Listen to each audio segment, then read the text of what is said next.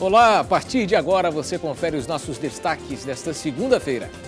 Depois de vistoriar os estacionamentos do centro da cidade, os vereadores de Fortaleza visitam estacionamentos dos shoppings. Começou hoje o cadastramento dos usuários do transporte público da capital para o bilhete único.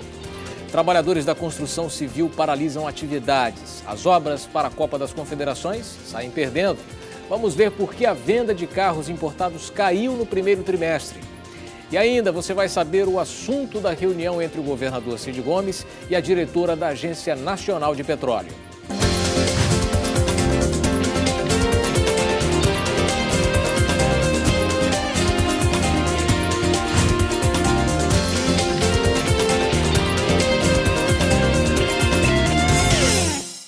Boa noite para você, eu sou o Richel Martins.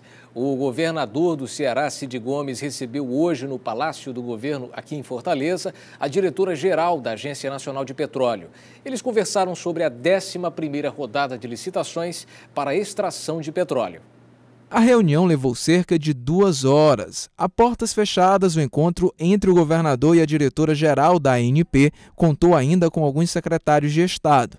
A visita da agência se deve à 11ª rodada de licitações para a extração em águas profundas. A Bacia do Ceará ocupa lugar de destaque nessa negociação. Um estado estrategicamente colocado como o estado do Ceará só tem a se beneficiar não apenas com a exploração e produção, mas também com toda uma prestação de serviços e fornecimento de bens para apoio a essa atividade exploratória em toda essa margem equatorial brasileira. O Ceará já produz óleo leve em 4 campos. A 11ª rodada irá licitar 289 blocos em 23 setores, totalizando mais de 155 mil quilômetros quadrados, distribuídos em 11 bacias sedimentares. As áreas do Ceará, em geral, são em águas profundas e todas elas com muito potencial. O contrato é o contrato de concessão, é o nosso antigo contrato de concessão, onde as empresas se comprometem com um bônus de assinatura, um programa exploratório mínimo, ou seja, não basta comprar a área, há uma obrigação de investir dentro de um certo prazo. A licitação será realizada nos dias 14 e 15 de maio, no estado do Rio de Janeiro. União Brasil acaba de começar, o espaço já está aberto para a sua participação. Ligue para a gente, o nosso número é o 3486-1721. Faça isso também pela internet, use o seu Twitter para comentar, citando o nosso perfil, @União Brasil TV. Nós já mostramos no União Brasil que a Comissão de Defesa do Consumidor da Câmara Municipal de Fortaleza fez visita surpresa a estacionamentos do centro da cidade. A ação não parou por aí e hoje os vereadores começaram a vistoria nos estacionamentos de shoppings também. Por ter sido uma visita surpresa a um shopping, os membros da Comissão de Direitos do Consumidor da Câmara Municipal de Fortaleza precisaram buscar uma autorização da administração. O objetivo dos vereadores era fazer uma vistoria e conversar sobre a situação dos estacionamentos da cidade, assim como fizeram na visita aos estacionamentos do centro. Esse shopping center aqui, a olho nu, ele está com espaço e com sinalização adequada. Nós não somos bombeiro, mas a gente vê espaço para deficiente físico, espaço de estacionamento para pessoas idosas. Nós estamos vendo o shopping todo sinalizado, a velocidade mínima controlada de 20 km por hora. Os problemas mais evidentes, os próprios clientes fazem questão de enumerar. Superlotação, né? Muitas vezes, disponibilidade e questão do valor. Às vezes a gente paga um valor até alto, né? Mas se tiver o carro, um som roubado, alguma coisa, eles não vão arcar com as despesas do prejuízo, né? A questão do custo é realmente um dos grandes problemas, principalmente nos shoppings. Quem paga, por exemplo, R$ 5,00 por 5 horas de permanência e passar desse tempo, pagará mais R$ 1,00 por cada hora acrescida. O grande debate que nós vamos ter que enfrentar com os estacionamentos é o debate do ponto de vista da fração dos horários. Eu acho que com o horário você paga, beleza, é a liberdade de mercado, você determina, mas a fração do tempo gasto dentro dos próprios shoppings ou dos estacionamentos tem que ser regulamentado. As visitas são apenas o passo inicial. Os vereadores ainda pretendem convocar audiências públicas e fazer muitos debates antes de tomar qualquer decisão. Que eles nos posicionaram, que a legislação é antiga, que obviamente ela refere-se a uma cidade muito menor, com menos veículos. Então, logicamente, com o passar do tempo, essa lei, como outras leis também, vão ter que ser adaptadas. O que a gente quer é a mesma coisa, né? É o bem-estar do cliente. Então, a gente está super aberto, vamos participar do diálogo e, com certeza, vamos construir junto uma nova legislação. Como anunciamos, começou hoje o cadastramento para o bilhete único do transporte público de Fortaleza. Um documento que vai permitir ao usuário utilizar o sistema de integração pagando uma passagem que valerá por 2 horas. O lançamento aconteceu no terminal do Papicu com a presença do prefeito Roberto Cláudio. Creuza não perdeu tempo. Logo na manhã do primeiro dia de cadastramento do bilhete único em Fortaleza, ela era uma das primeiras da fila. Porque vai ajudar muito. Às vezes a gente sai para pegar um ônibus e vai a determinado lugar, precisa pegar outro, então vai ser muito bom. O prefeito da capital cearense, Roberto Cláudio, foi até o terminal do Papicu lançar o novo serviço, que beneficiará os passageiros de ônibus. Quem se cadastrar e obtiver o bilhete único vai ampliar o direito. Além dele poder integrar nos terminais, ele também vai poder integrar durante o período de 2 horas em qualquer ponto de parada da cidade de Fortaleza. O cadastramento está sendo feito nos 7 terminais de ônibus, nas sedes da Etufó e do Sindônibus e nas praças Coração de Jesus e José de Alencar. A passagem vai continuar sendo exatamente do mesmo preço e uma das medidas para que não haja fraude, para que tenha mais segurança também ao usuário do cartão é a biometria. Quando se faz o registro, com o CPF, com o RG, se bate uma fotografia. E com essa fotografia se identifica personalizadamente, individualmente, o próprio usuário do cartão. Esta é a estrutura da cabine de cadastramento. O passageiro que desejar fazer o cadastro para receber o bilhete único precisa trazer as cabines RG, CPF e comprovante de residência. Caso seja estudante e deseje continuar pagando a meia passagem, é preciso também trazer a sua carteira de estudante. Toda a frota de ônibus está sendo adaptada para ofertar o novo serviço, com um gasto total de R$2 milhões. A nossa frota, ela está recebendo todos os preparativos, ela vai receber um equipamento extra, que é o que vai fazer o reconhecimento facial através desse reconhecimento biométrico e seguramente no dia 15 de junho toda a frota vai estar pronta para receber esses novos usuários que estão optando agora por utilizar o bilhete único. O prefeito Roberto Cláudio afirmou que esta é apenas a fase inicial. Até o ano que vem, a expectativa é fazer o bilhete único valer também nas vans e no metrô de Fortaleza. Apesar das vantagens, a população espera outras melhorias. Primeiro, a preocupação com a ampliação do terminal, porque só criam linha e a estrutura não cabe. Bom, essa é uma das promessas de campanha do prefeito Roberto Cláudio. Vamos ver como funcionará, se funcionará da maneira como está sendo planejado. E, é claro, a gente espera que as outras promessas também sejam cumpridas a tempo. Bom, parados por tempo indeterminado até que as suas reivindicações sejam aceitas, e é assim que estão alguns trabalhadores de obras ligadas à Copa do Mundo de Futebol aqui em Fortaleza. A paralisação é um problema grave, já que o clima de aquecimento está tomando conta da cidade com a Copa das Confederações. Graças à entrega antecipada da Arena Castelão, Fortaleza ganhou status de cidade mais avançada para a Copa do Mundo. Mas nós sabíamos que não era bem assim. Afinal, as obras de mobilidade urbana estavam bem atrasadas. E agora ainda mais. Este mês, 4 canteiros de obras para a Copa acabaram parando suas atividades. Entre eles, as obras do Aeroporto Internacional Pinto Martins, as obras de mobilidade urbana no entorno do Castelão, as intervenções para a construção dos túneis no Iguatemi e, mais recentemente, as obras do veículo leve sobre trilhos, que irá ligar a Parangaba ao Mucuripe. Nós iniciamos com 25% de reajuste, hoje está em torno de 20%, e a contraproposta do Sinicom foi de 8,83%.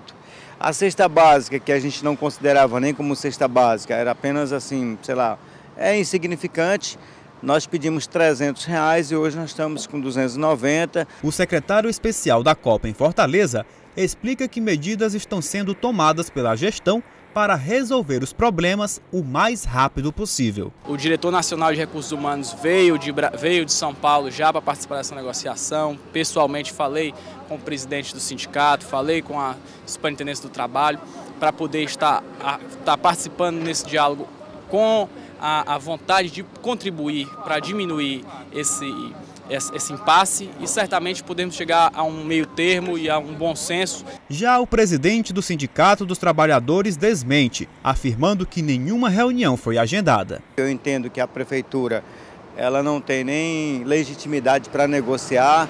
As empresas sim que são tomadoras dos serviços, o sindicato patronal, esses nós estamos ainda em contato com eles. Vai para a obra do Mucuripe, vai para a Transnordestina, transposição do Rio São Francisco. A seguir, o prazo para você se regularizar com o Tribunal Regional Eleitoral e vamos entender o que fez a venda de carros importados cair no primeiro trimestre de 2013.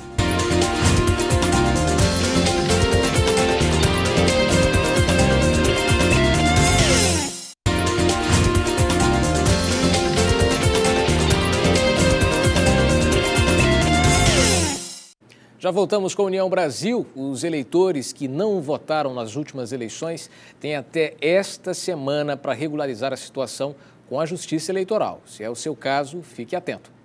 O prazo para se regularizar com o TRE é até o dia 25 de abril, quinta-feira. Isso vale para quem não votou nas últimas 3 eleições. Vale lembrar que nas últimas eleições municipais de 2012, tivemos em Fortaleza 2 turnos, ou seja, vale como 2 pleitos. Uma eleição, ela comporta muitas vezes mais de um turno. Então, se o eleitor se está inserido nessa situação, ele deverá comparecer até o dia 25 de abril para regularizar a sua situação junto à Justiça Eleitoral, sob pena de cancelamento automático do título. O eleitor deve levar originais e cópias de documento oficial com foto, título eleitoral, documento de justificativa, se houver, e pagar a multa por não ter votado. Se na data da última eleição o eleitor constava com menos de 18 anos, constava entre 16 e 17 anos, ou mais de 70 anos, ou analfabeto, não está inserido nessa situação.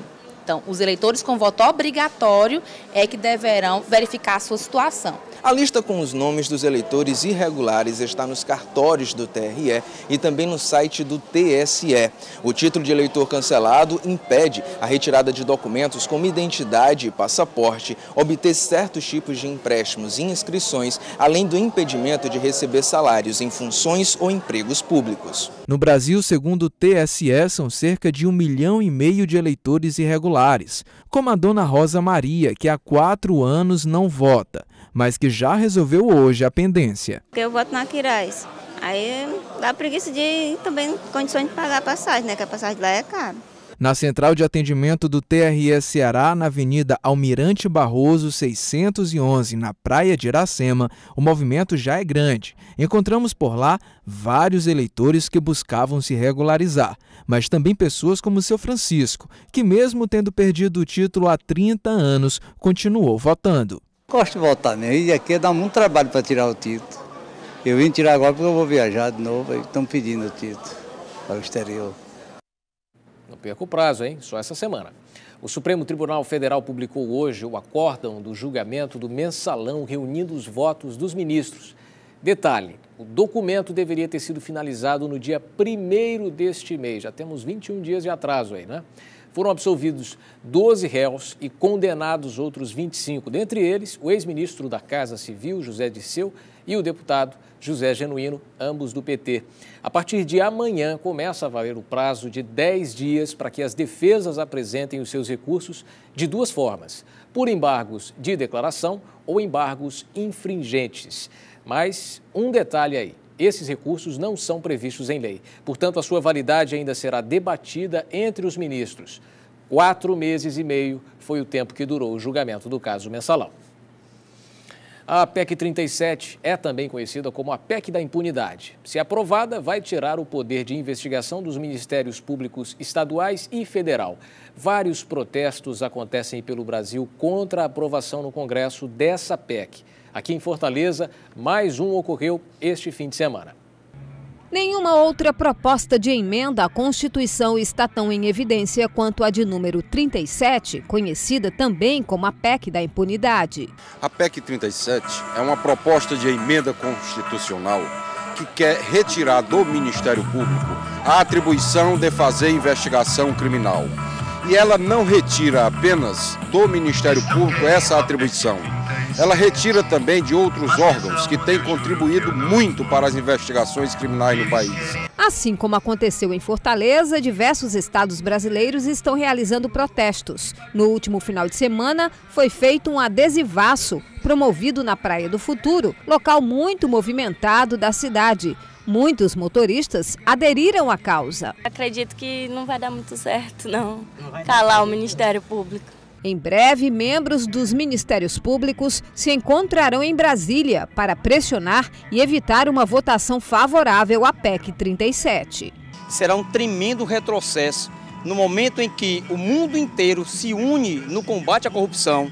Nós estamos estendendo laços com outros países nesse sentido de trabalharmos irmanados na busca de uma corrente de elos mais fortes no combate à corrupção. Nós aproveitamos a oportunidade para conclamar a sociedade cearense para que cerre fileiras, deem as mãos, para que chegue ao Congresso Nacional a manifestação legítima e verdadeira do povo brasileiro, para que o Congresso Nacional proclame um rotundo não a esta PEC 37. Vamos todos juntos na campanha para impedir essa manobra, essa tal PEC 37 é só um plano para dar asa à cobra.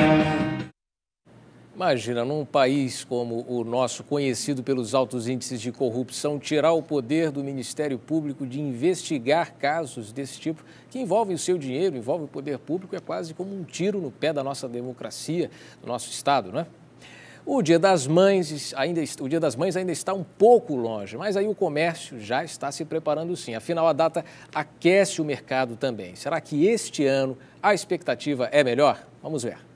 Dona Socorro vai à loja, olha um pouco, gosta de alguns produtos, mas sai sem comprar nada. Estaria escolhendo o presente que vai pedir no Dia das Mães? São tantas coisas que a gente gostaria de ganhar, que no momento o meu melhor presente maior é só amor, paz.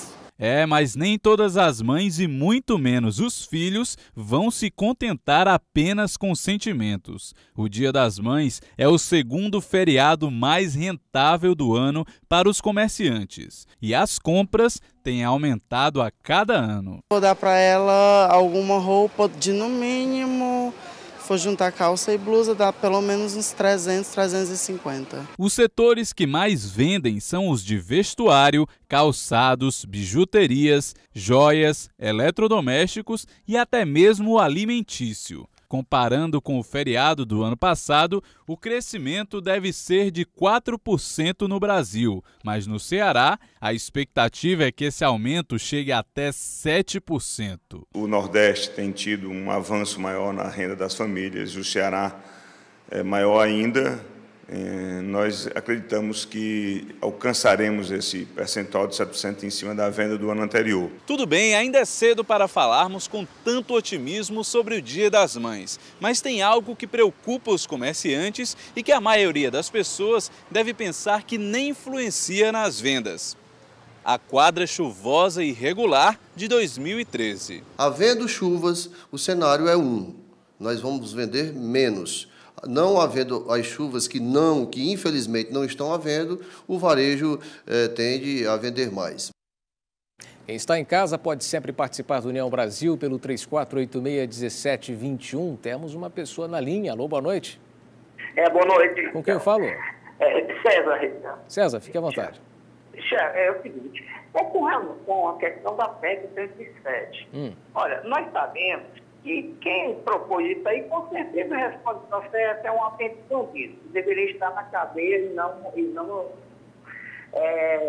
na Câmara. Então, o que acontece? Eu acho que os professores estão fazendo a questão correta. Agora, precisa alertar a população e mostrar quem são os políticos que estão a favor dessa tese. Porque eles são os autênticos bandidos, estão julgando em causa própria, porque tem medo das punições da investigação do Ministério Público. Então, a imprensa, a sociedade a maneira geral, tem que botar o nome desses caras que estão a favor e pedir compromisso dos políticos a favor da sociedade, a favor da moralidade, da honestidade. E vamos dar os nomes desses bandidos travestidos de políticos que estão a favor dessa...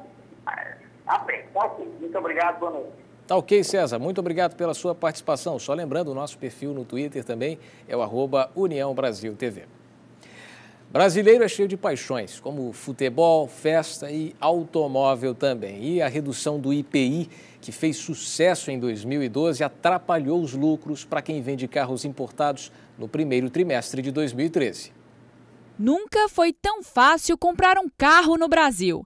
Taxas de IPI reduzidas, crédito fácil, mas as vendas de automóveis que não são fabricados aqui no país tiveram uma queda de 40% em março, em relação ao mesmo período de 2012. Por conta do IPI do ano passado, nós fomos prejudicados praticamente o ano todo, por não podermos faturar, as montadoras faturar para a gente passar para o consumidor final. Os emplacamentos de veículos importados já acumulam redução de 31,7% no primeiro trimestre, queda maior que o previsto pela entidade que representa as importadoras de carros no país, a ABIVA. Eu atribuo isso a 3 fatores. Primeiro, o aumento da carga tributária, principalmente do IPI, para os carros importados, e a continuação da redução do IPI para os carros nacionais.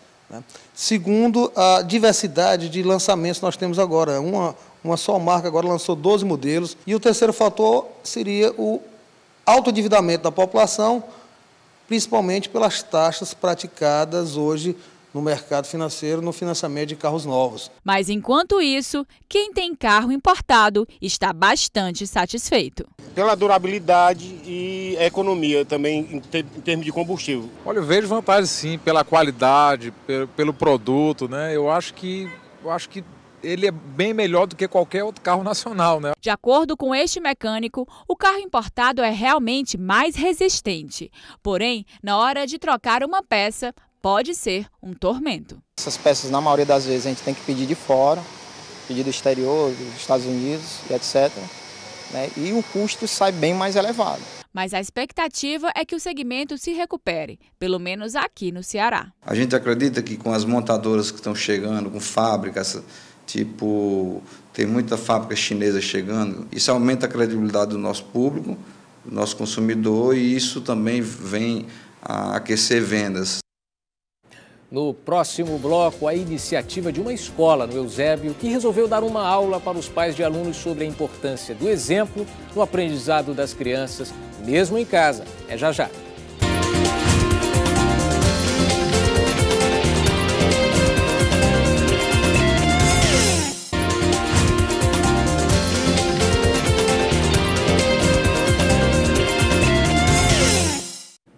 O governo chinês divulgou hoje que a gripe aviária H7N9, que já matou 21 pessoas no país, infectou outras 104. Olha só, embora não esteja claro como as pessoas estão sendo infectadas, a Organização Mundial da Saúde diz que, por enquanto, não há nenhuma evidência de um cenário mais preocupante de uma epidemia, como já ocorreu.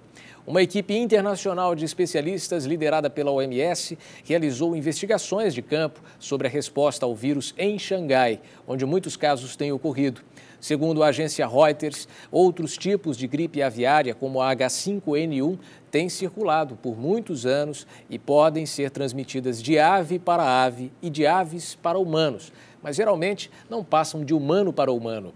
O H7N9 é um tipo de vírus muito mais transmissível aos seres humanos e é muito mais difícil de rastrear. O representante da OMS na China, Michael O'Leary, divulgou dados que mostram que metade dos pacientes analisados não teve qualquer contato com aves, a possível fonte mais óbvia da doença, mas ele disse que a transmissão entre humanos aparentemente é rara.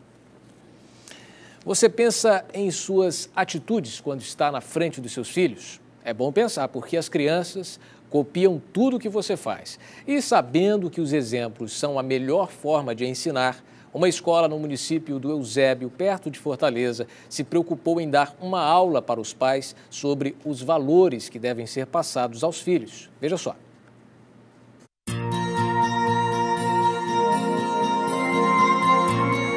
Como uma flor fechada, desabrochando aos poucos. Assim somos nós, seres humanos, quando nascemos. Caráter o que é?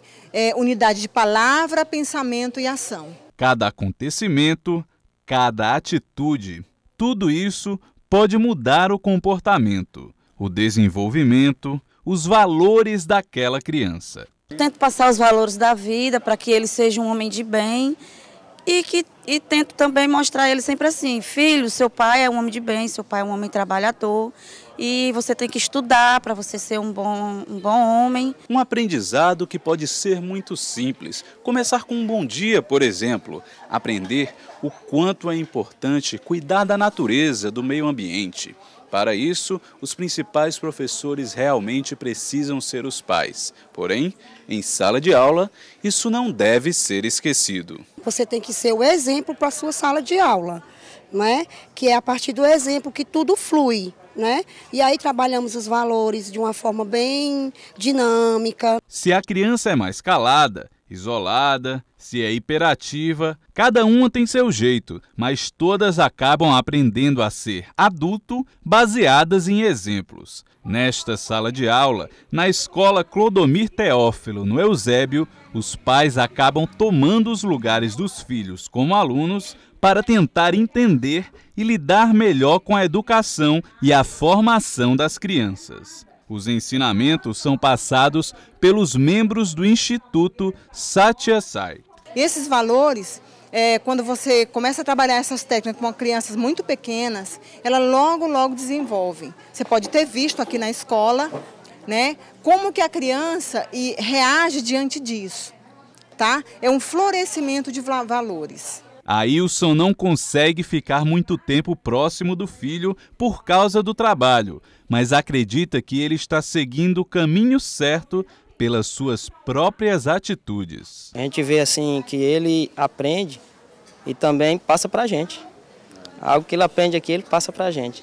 Apesar de, para eles, tudo ainda parecer uma grande brincadeira, os ensinamentos são passados mesmo que indiretamente. Amor, retidão, paz, preceitos que são essenciais para se chegar ao céu na amarelinha da vida. A gente aprende o meio ambiente, não sujar a escola, respeitar os pais, respeitar os colegas, respeitar as tias.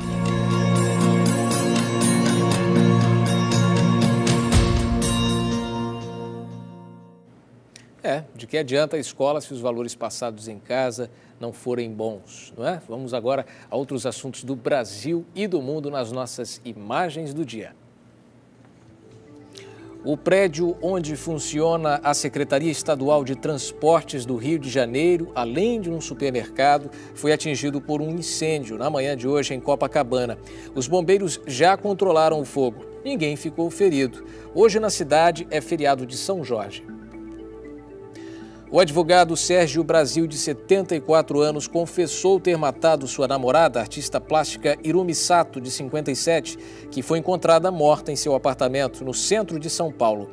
Sérgio Brasil tem direito à carceragem para presos de nível superior. Em Salvador, na Bahia, o prefeito ACM Neto lançou a campanha Dê Futuro, Não Dê Esmola, que quer incentivar a população a não dar esmolas diretamente aos moradores de rua, mas a contribuir com as ações da prefeitura. Quem já foi a Salvador sabe que a quantidade de pedintes nas ruas é muito grande.